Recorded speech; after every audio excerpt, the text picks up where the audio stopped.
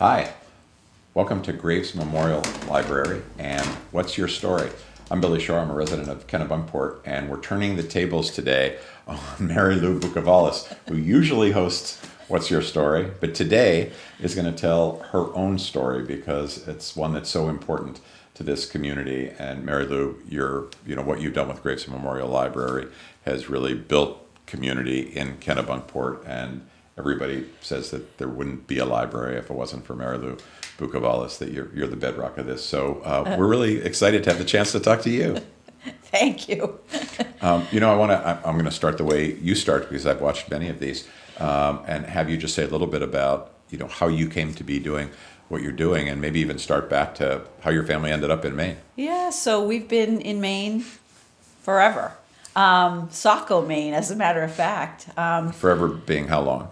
A long time. I think my grandmother's family, came from Ireland, and one of my grandmothers, my father's mom, and my mother's parents, same thing. They had been here like for 1800s? a really long time. Yeah. Yeah.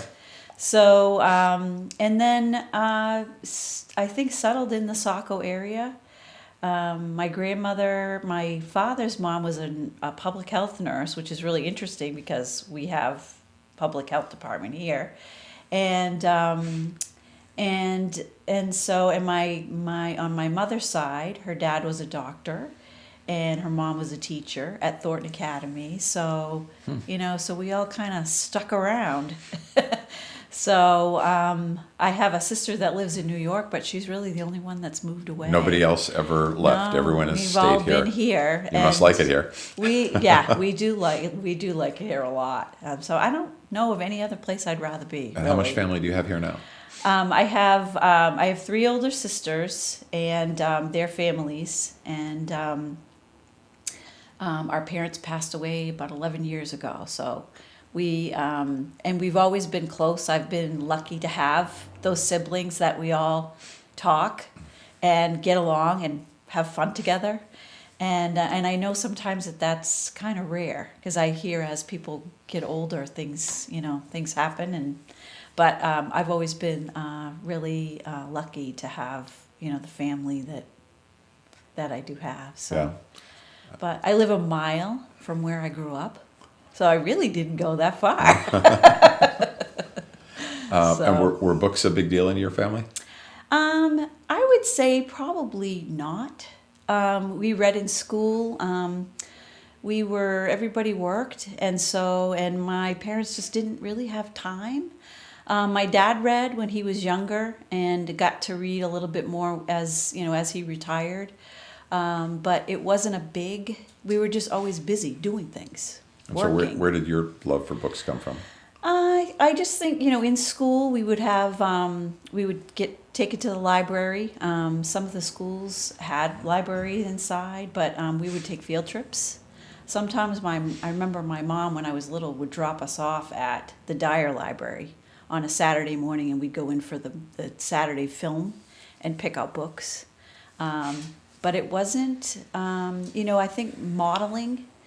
My parents just worked a lot, and so not having that time to sit and read. But as time went on, I would, just kind of try to escape, because I stayed in Saco. It was like, where are these other lands? Where can I escape to? And so just starting to read that way. So. Yeah. Well, this is your story, not mine. No, but I'll tell you please. one thing about me, which I think you'll appreciate. I grew up in Pittsburgh, Pennsylvania, which was where Andrew Carnegie had his steel and manufacturing business, and built libraries all over the world, of course, but built a kind of like an anchor library in Pittsburgh. And so my parents used to take me every single weekend, and it opened up such a world of books and history and Civil War history and novels and Hardy Boys and just all those things as a young person is really influential. And so I think people either get exposed to that early and grow up with a lifelong love of libraries or not. Do you have any other, besides Graves Memorial, do you have favorite libraries that you've been to or that you want to go to? New York Public Library I Yeah. love going to visit there when I'm in New York City. When I walk up the steps and I see Patience and Fortitude, the lions, that are lions. out there. I have yet to go to the Boston Athenaeum because Mike Kelly keeps telling me he's going to take I'm a me member there. of the Boston Athenaeum. Are you too? Yeah, Mike Kelly is too. I love it. That's where I actually, when So- I'm not in DC, that's where I do a So lot maybe of my we'll work. have to take a field trip one of these days. Yeah. But every library is unique, and so I think I need to make it a mission to start visiting others. But this is my favorite library. Well, it's our favorite too, and as you know, our son grew up Yes. here. But tell me, we talked about your love of books. We didn't talk about how you became Yeah. the director of the library. So I was taking a creative writing class at the University of Southern Maine, and the professor at the time put a bee in my bonnet. So she asked everybody what we were going to do with our English degrees, and everyone sat there and said, I don't know.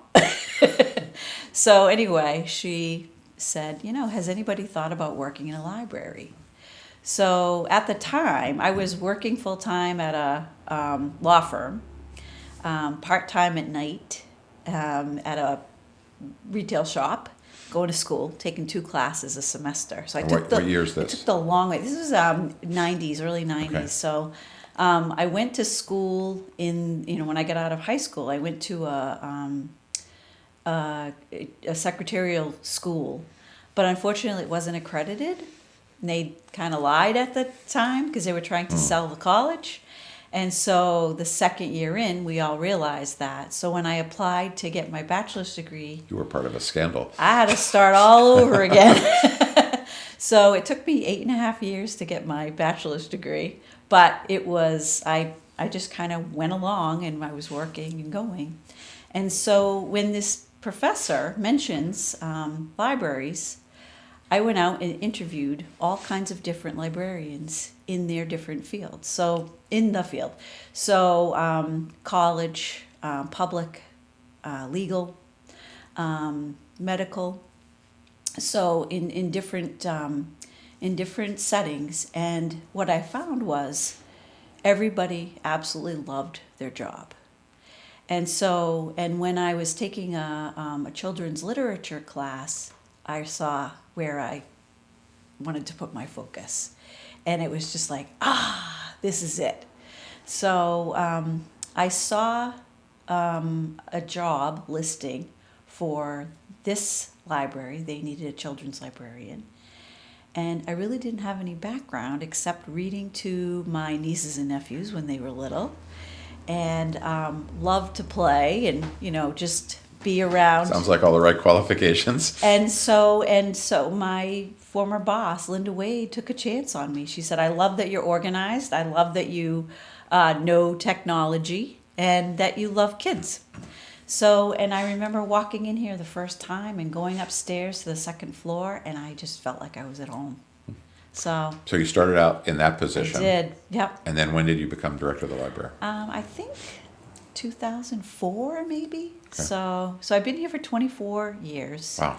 And so I think it was either 2002 or 2004. So And when you were taking the creative writing class, were you harboring a secret desire to be a novelist, or was that really just a path to yeah, that other work in this was field? yeah. I mean, I've had a few. Is there a novel in a drawer somewhere? Nah, there's a memoir in a Okay, drawer. okay, all right. And Now there's we're getting there. a couple of children's books in a Okay, drawer. we got to get them out of the drawer. Yeah, Okay, that time will come. yeah. So Well, before we talk a little bit more about your role here, tell us a little bit about the history of this library, because it's amazing. As I understand it, it started as a bank in maybe Did. 1813. yes, it We're did. sitting in a room where you can actually see the bank vault, which is incredible, but you know the history way better than I Well, do. which has no money left in it. The vault has no money.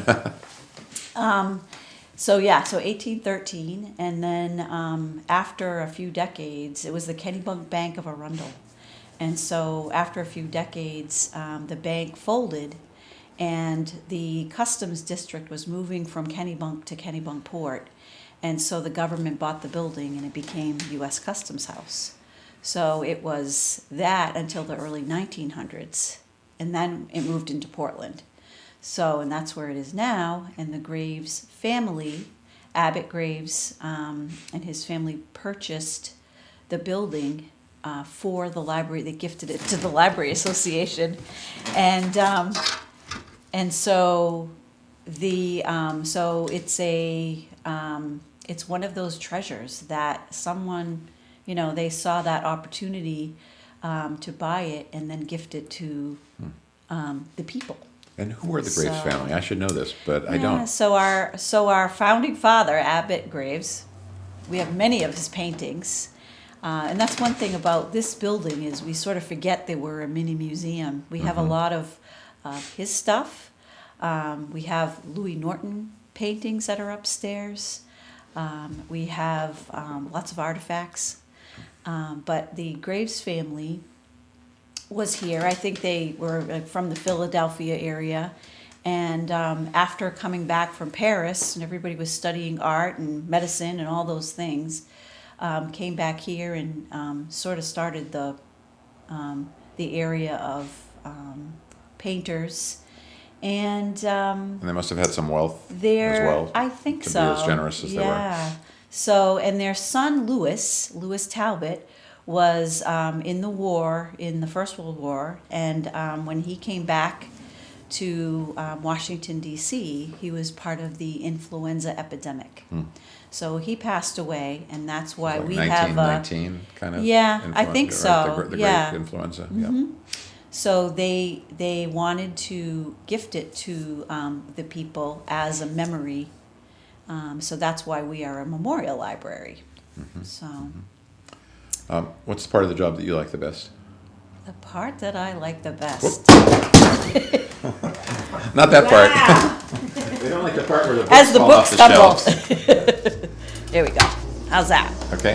The part that I like the best is when I see people walking through our door, people that need us for whatever they need us for. And I love being able to make someone's day by handing them a book that they either wanted, asked us for, or was a total surprise because we asked them the questions of, what have you read lately? What do you like to read?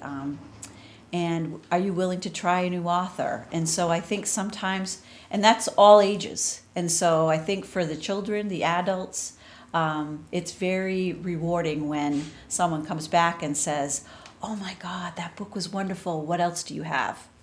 There's also those that come back and try not to look at you because they don't want to tell you that the book you recommended was not the greatest. But, they can't all be winners. And how many folks use the library? And because this is an area that attracts so many tourists, Yeah. I'm assuming there's a mix of people who are Kennebunkport residents, but also people who have come here every year for a couple of weeks. So according to our records, we have over 6,000 patrons. And so these patrons are people from this area. So if you're a resident of Kennebunkport, if you're a resident of Kennebunk, Wells, the Cape Porpoise area, you're welcome to get a card for free. And our charter is such that surrounding area. You draw the line there. You're a Gunquit, you're out of luck. No, Oh, Gunquit actually too? no. Okay. Yeah. So anybody that we feel is going to use the library. Okay. So if you're here on vacation and you're here for a couple of weeks, you can also use the library. We have a visitor card. Okay. And so so we have a lot of those people that will come in the summertime and take advantage of instead of hauling all their books from home. So, but I think if, somebody that works in town, somebody from, we used to have people from Berwick come and, just because they liked our DVD collection, so they would get a card. So really anybody that's, that wants to use the library, so. And you mentioned one of the Graves family being caught up in the great influenza of 1919, and of course we're in the midst of, and hopefully near the end maybe, of a terrible pandemic. How's the pandemic impacted the library? How's it impacted your work? Yeah, so traffic has not been as great as it used to be, but what we've been able to do is offer curbside service. And especially when we were closed for a few months, people would call us and either give us their list or say, hey, can you pick out 5 books for me? We put it in a bag, put it out on the porch with their number or their last name. They come by, pick it up. So we were able to do that. So bringing the library outside in ways like that, and also virtually. So different programs that we offer, like this one, Facebook, YouTube, and the local television station. We're able to show things that way. So we've had lots of different interactive programs. A lot of the children's programs shifted to that. We had a lot of outdoor things that we were offering. I really miss the coffee and donuts Saturday morning, so I think we need to get back to that. Right, Mike? We do. So, but I think, just having the open space outside. Vinegar Hill gave us their outdoor furniture a couple of years ago, and so we were able to create an outdoor living room area for people and bumped up our Wi-Fi signal so that at least if they couldn't physically come inside the building, we were able to bring things out to them. So in a way, the pandemic brought out these additional assets in the library, and it's in some ways probably made the library even stronger and more diverse in terms of the I think kind of so, services because you we offer. reached a lot of different people that we weren't reaching. And then also, I think what we have found is when things do get back to normal, which they will, we might continue with even a hybrid so that we have things recorded. So people who are not physically here can still participate in a program if they want to. You've talked about some of the parts of the job that you like the most. What are some of the hardest parts of the job? What stresses you? Well, the hardest part of the job, I think, is when we lose people. We have so many volunteers and friends, and I think in the time that I've been here, you create these relationships that they're your family. And when someone passes away, I think for me that's the hardest thing. They're still here in some ways, but it's hard. It's hard when you see people not able to come in anymore. Maybe their sight is gone; they can't read anymore. So, trying to find different ways that we can help with that. But I think it's those losses that are the hard part. The other hard part is, I think, just trying to be something for everybody. Trying to come up with new ways of trying to reach the people that still have yet to come in here. So, Well, there's some people that you must have some regulars, right? We do. Come in Yeah. all the time, and you must know them really well. Maybe We as, do. as well as your own family. Yes, and that's one thing that we love to see is, as the children are growing up. So because I've been here this long, when I first started, maybe the 5th graders or 6th graders would walk over from Consolidated School, and now they have families. So, somebody said one time, doesn't that make you feel old?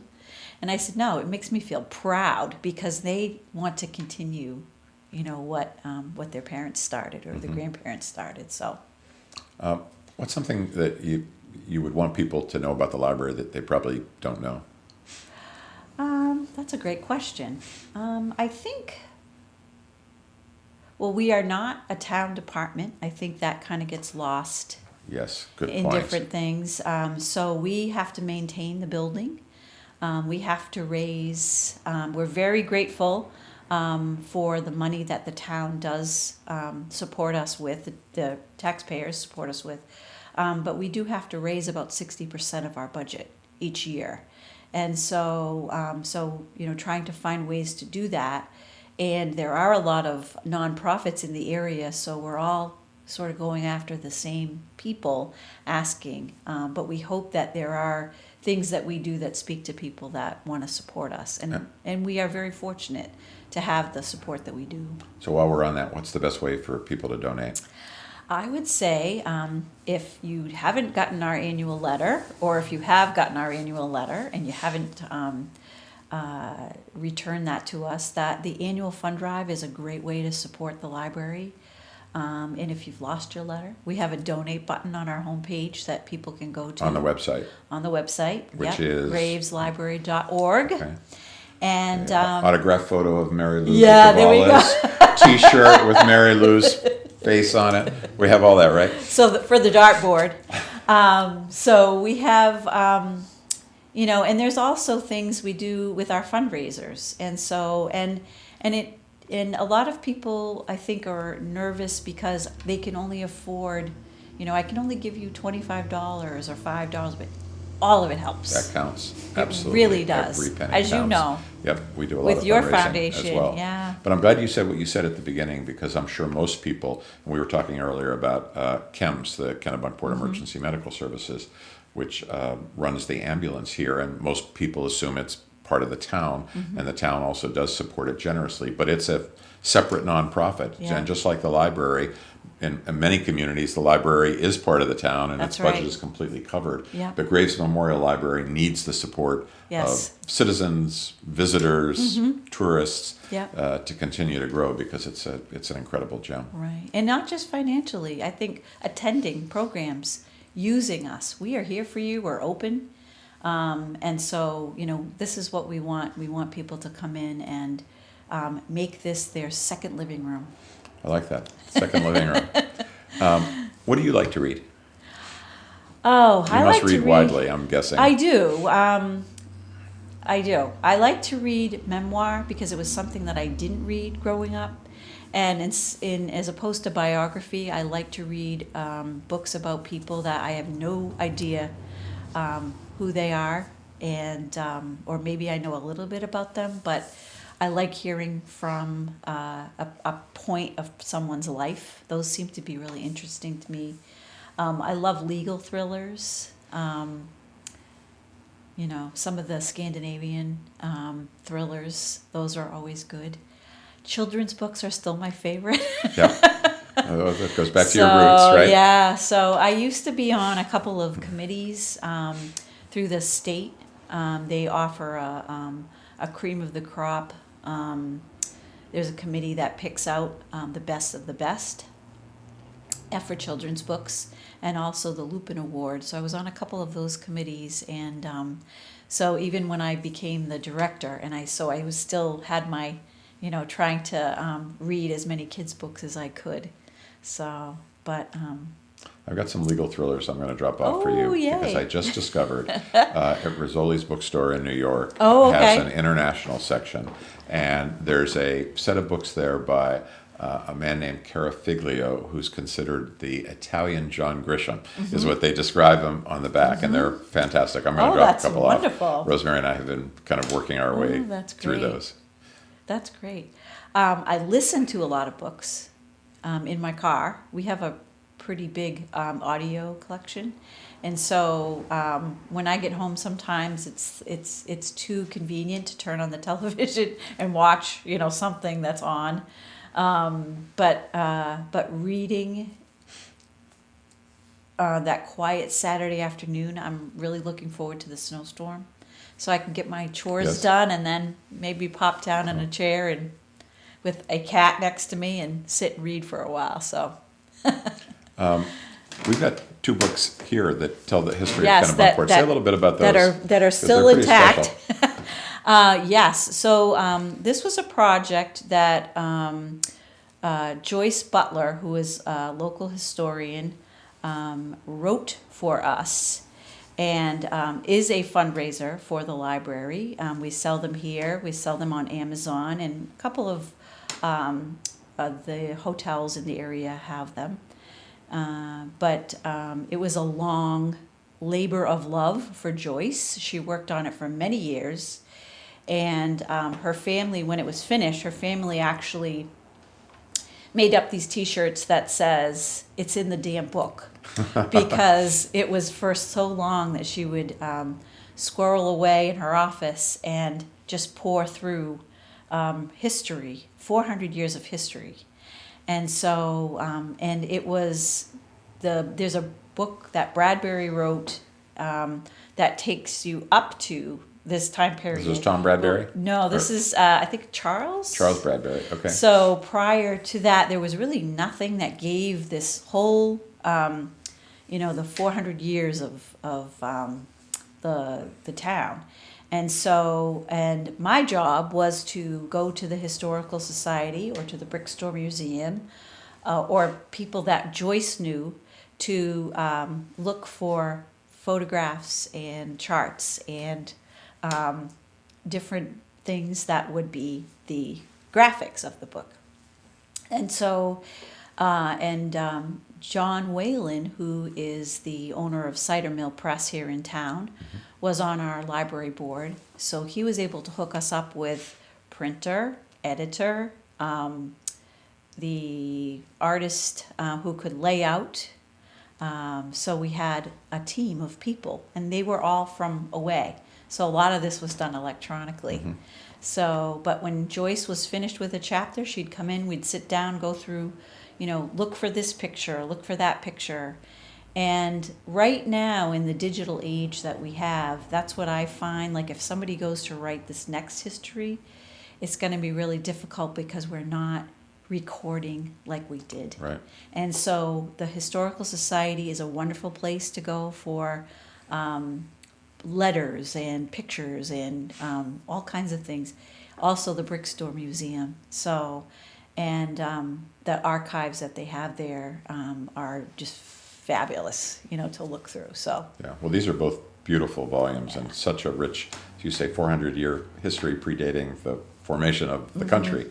Yeah. Even it's absolutely incredible. you can open a page and just start reading. Open a decade, start reading, and it's really fun to look through things. We also use it as a research tool, a reference tool. So when children are working on projects or somebody comes to town and they want some information on something, we have an index in the back. We kind of go to that, and we're able to mark pages for people so that they can, and then they say, gee, this is such a great set. I think I need my own. So we do have a lot of people that will buy this as a gift or buy it for their own use. So. Well, I think it's such a perfect thing for the library to be behind, because I think of the library, this library in particular, not only being a place where you get books and resources and audio tapes, but a place where it really builds community. Mm-hmm. And I'd love to just hear a little bit more about your vision of the library's role in building and strengthening community here in Maine.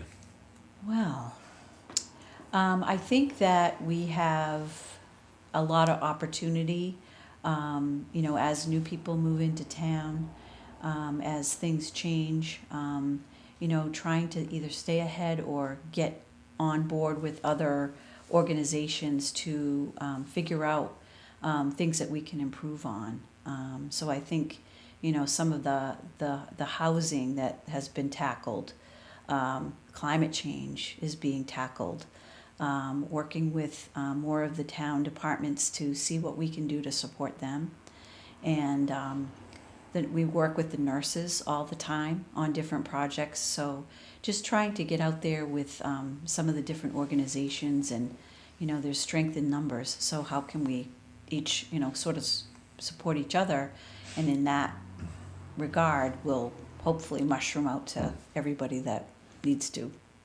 And your whole history here, your track record over 25 years, Mary Lou, has been to make the library better, bigger, stronger, more diverse. Say a little bit about some of your thoughts for the future. Well, I think getting more people involved with the library.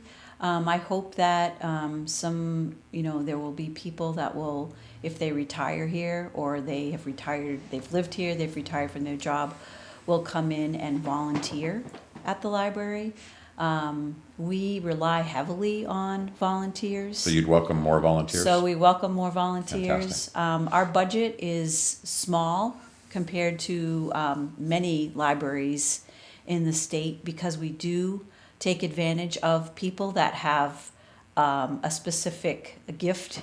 So somebody that is a really good people person and likes to read, we would say, come to the front desk and we will train you. Mm-hmm. So we're always looking for volunteers for different events and different things, both upstairs and down. And so we would not be able to be open as much as we are without our volunteer pool. So that would be something that I would really say to anybody that wants to come and volunteer at the library, we would embrace that. And, And even the board members, so they're also volunteers that we sort of forget that they are, they don't get paid to govern the library, and they all work really hard too to make sure that they're good ambassadors. They're also good about spreading all the news that we want them to, but they're also good at fundraising and coming up with great ideas. But there's the building also all needs work, and so there is a committee for that. There's always something going on, and you want to just keep improving the physical plant, but also the infrastructure, the technology, those kinds of things. So, and we've got some great people to do that. and as you said before, coffee and donuts could be back on the Yes. agenda for the future of the library. That's important. That's right. Well, we're running out of time, but just to kind of, close out almost where we started. You were talking about your beginnings in the children's part of the library, and that physically is such a special place. For those who haven't seen it or been here, just paint a little picture about what that is and why it's so special. Yeah, so first, you climb the chocolate stairs, is what we call them. And they look like Hershey bars, especially when they're freshly painted. When you get to the top of the stairs and you walk into the children's room, you will see murals that were painted by Louis Norton back in 1930. He was a resident of the town, and that was his gift to the children. And so we have all the way around the perimeter of the room are these very special paintings of either children's books characters, and the desk, the table that's in there with the little chairs. That's been there for 100 years. Children still sit down at that table and pore through books and look at those.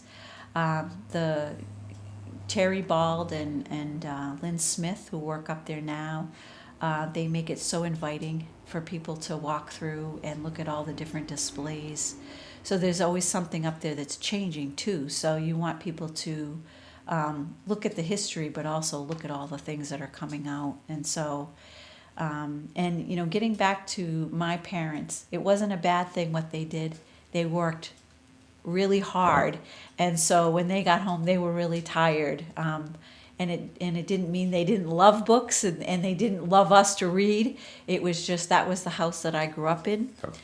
So reading at school was going to the libraries there was really helpful, but as time went on, they did encourage us to get out there and explore the library as we got older. So, but I think that the families that come here, the generations of families that come here, I think they realize that they have a real treasure.